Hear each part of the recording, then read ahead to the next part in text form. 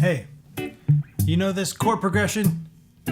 It's one of the most common, ubiquitous chord progressions in all of music, popular music. It's even like Bach did it, Mozart did it. It's called the heart and soul progression. You know, Tom Hanks did it. It goes like this. 1, 6 minor, 4, 5. There's some variations on it. Like you could do 2, 5, and then. But anyway, so that's, you might be sick of that chord progression. Maybe. But I want to use this chord progression to teach you about this thing called secondary tension chords. You may have heard of secondary dominance, where it's a 5 of one of those particular chords in order to tonicize that chord. And what tonicize means is to make that other chord feel like a one chord, feel like a tonic, feel like a destination. So what it does is it kind of gives it some forward momentum to the chord progression. And I like this analogy. I live in the Dallas area. Sometimes I have to drive to Houston, and it's a 4-hour drive. It's a bit of a drag. But there's this place halfway called Centerville, and it has this place called Woody's Smokehouse, which has the greatest hickory smoked peppered beef jerky. It's so good.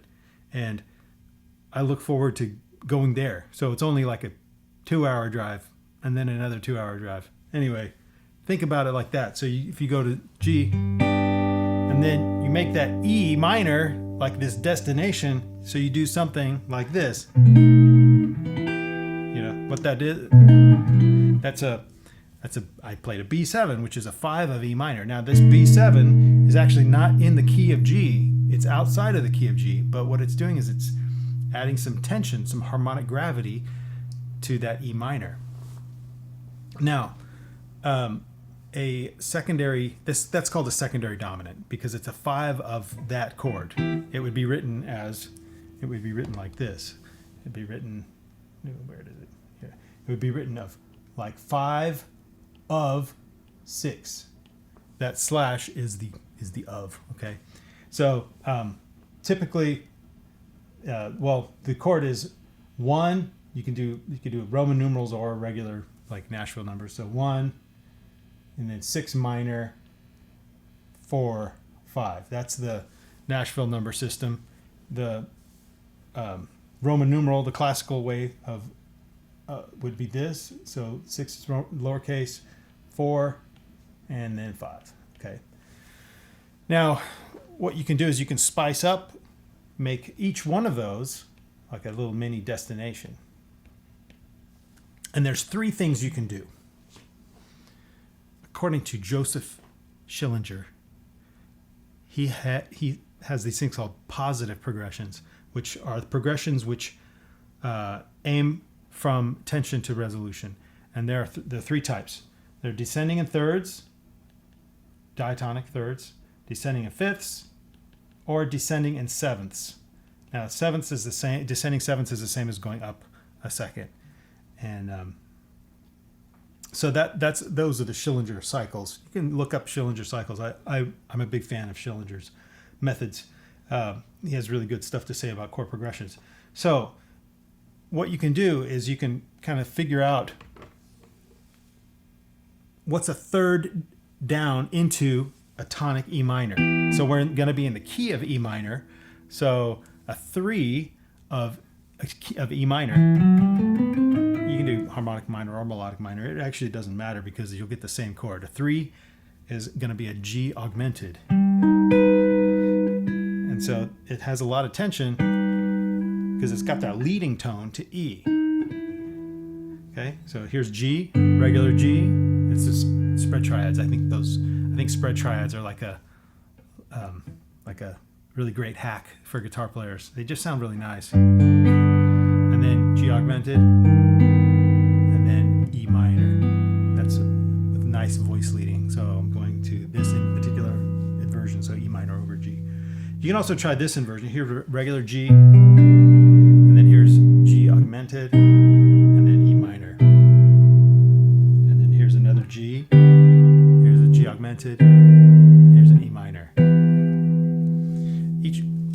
those have good voice leading, and the thing that is headed to E minor is that leading tone. Okay, let me show you. I've got these written down right here.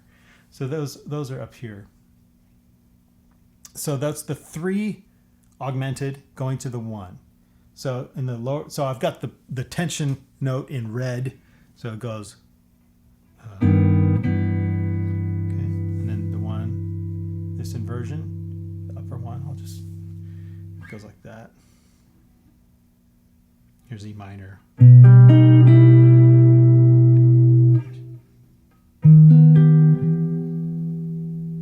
Okay, and you can also do a 5th down.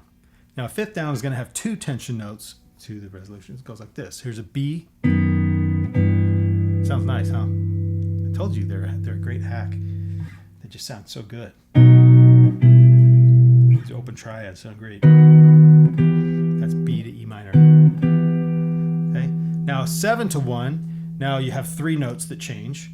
So here's a D sharp diminished triad. The first inversion going to an E minor over G. Nice, huh? So now each one of those all contains the leading tone, but this one has 3. So this one has this leading tone to the tonic, the 2 to the minor third, and also the 4 to the 5.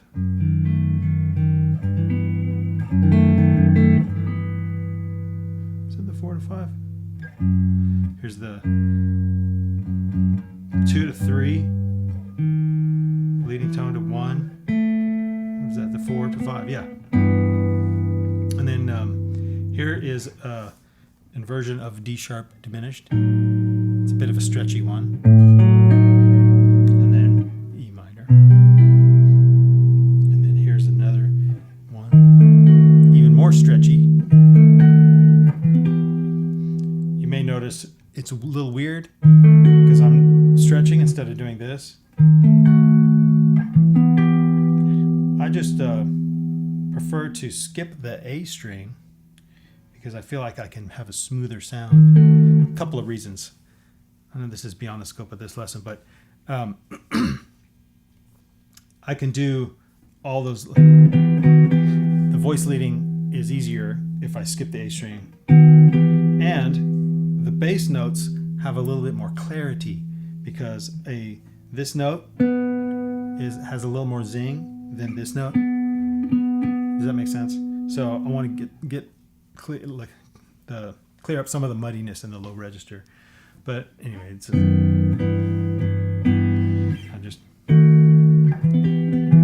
okay. So another thing you should know, you probably already know this, but the 7 diminished triad, if you put the 5 in the bass, makes a dominant 7th chord, a 5-7 chord. So if I did say this is a D sharp diminished triad, and it goes up to E minor like that. Or so if I put the B in the bass, then it's the same. It's a B7 chord. And I like, here's a couple of voicings for that.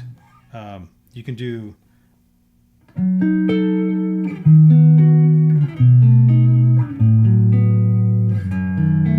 I think those all sound good as kind of that 5 function, that sort of secondary tension function. This is these are basically they're like drop 3 without the note on the B string. That would be that. These are the full drop 3 inversions. So I'm just dropping the note on the B string because then I can just go to that triad. It sounds good.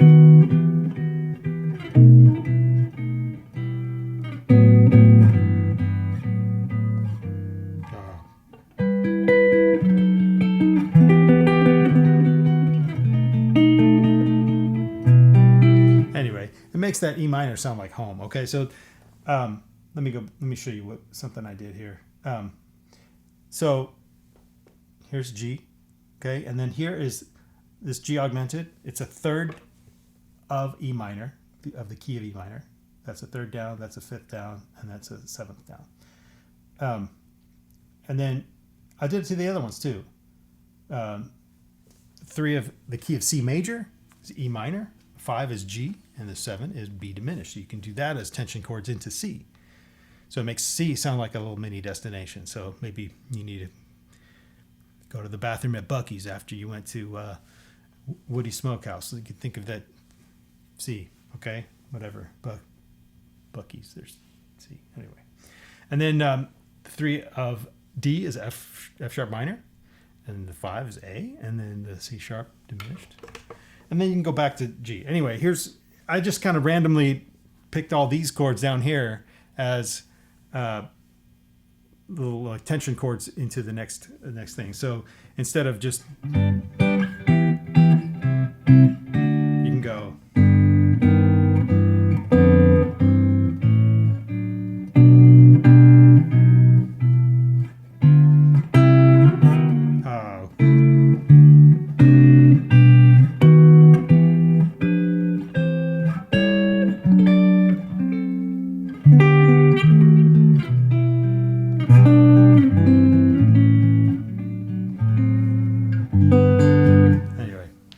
Sounds like Bach wrote Heart and Soul now, right? You know.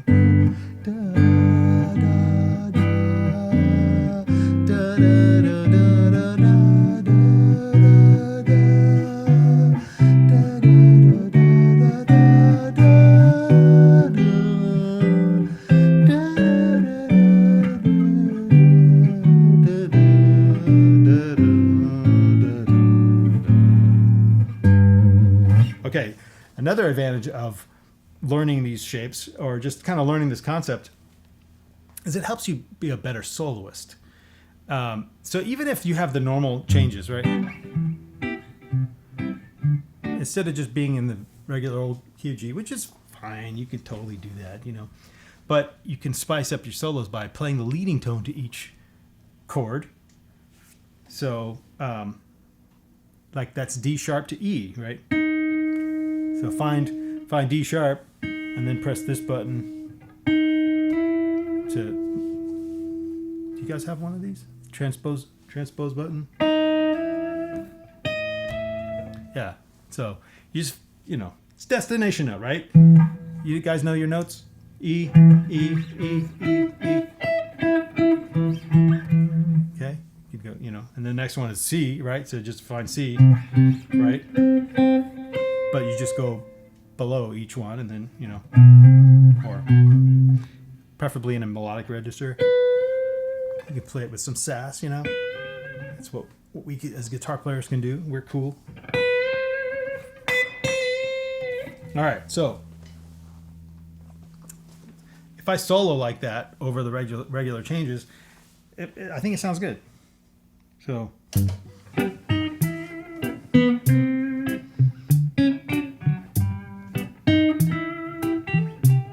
Just going for the leading tone to the tonic of each chord.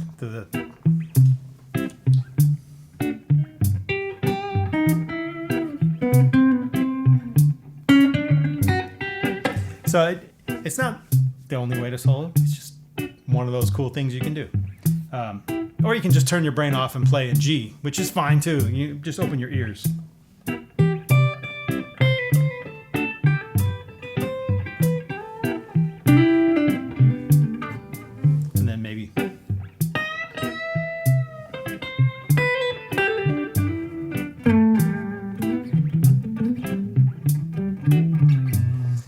Sometimes this method of leading tone kind of soloing, the secondary tension soloing, it's very mental, like it's so you have to think. You can't just turn your brain off. You have to wait, what am I doing next? What am I doing? So some people don't like to do that, but it's okay to think.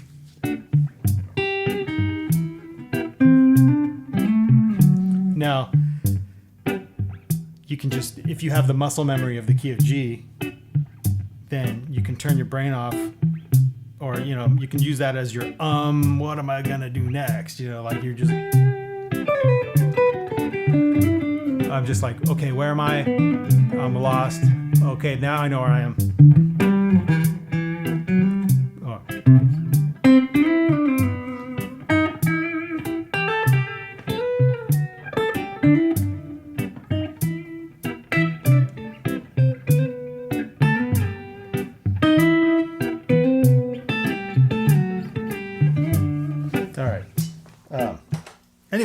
just try that. You can just try, just as a pure exercise, just target each tonic of each chord, as in, go for the leading tone of each chord, right? So E, C, D, G, E, C. Does that make sense? Just as something to work on, There we go. G, then E, then C, then D, G, E, C, E. I played the wrong one. All right. Does that make sense? So anyway, I think learning the inversions of these triads are worthwhile to do. Maybe this will force you to learn them, get better at them. So these are the things on the bottom of the page here. G,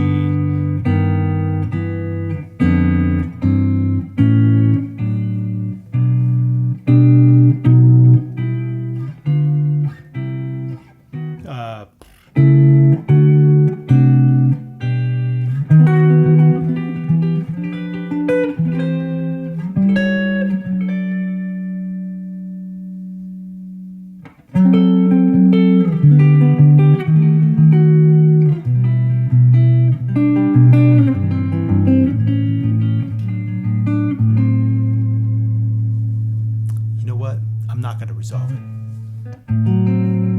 You pick up your guitar and you resolve it and you play this, okay? What do you think? Just play it.